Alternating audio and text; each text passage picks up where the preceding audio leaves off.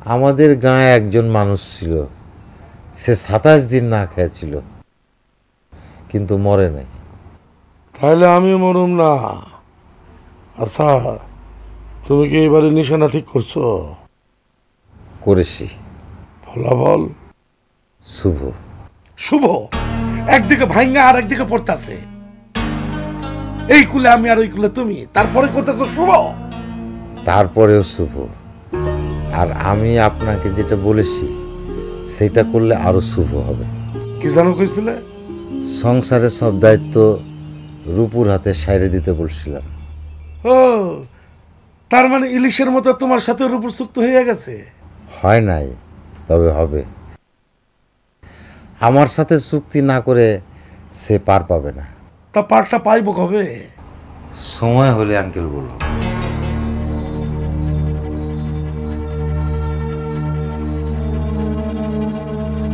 ধাঁধা, চারিদিকে খালি ধাঁধা, আর মাঝখানে আমি একা গাধা।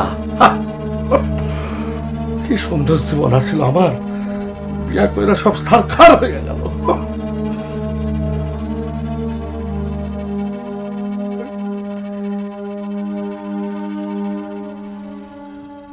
আরে না না, খাইছে। আমি তো শুনছিলাম আপনারা রাত বিরাইতে বাইরেইয়া বলে ছ্যাবড়া বানায় ফেলাইছে, এখন তো দেখতেছে একেবারে সুস্থ সবল। এইসব কথা ভুলেও মুখে আনবা না।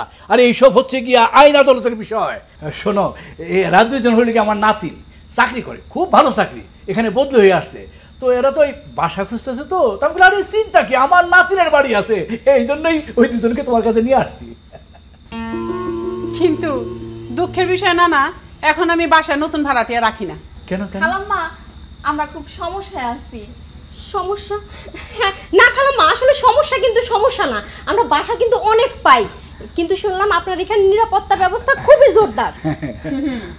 নিরাপত্তা যতই জোরদার হোক, তোমরা সর্বপ্রথমে যেটা ভুল করেছো সেটা হচ্ছে আমার খালাম্মা ডাকছো। আমি তো খালাম্মা না, আমি হলাম আপা।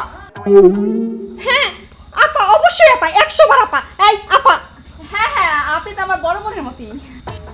ঠিক আছে, এখন একটু চিন্তা করা যায়। ও আচ্ছা, না না, একটা জরুরি কথা, ওদের ক্যারেক্টার ভালো আছে তো? আপা, আমাদের চরিত্র ফুলের মতো পবিত্র, আপনি আমাদের চেহারা দেখে। খুবই ভালো মেয়ে। ঠিক আছে ঠিক আছে, আসেন। তোমরা কিন্তু এখানেই থাকো, আমি আর নানা ভিতরে গিয়া রুমগুলো একটু পরীক্ষা করে আসি। ঠিক আছে, আসেন নানা। উপরে থাকবে।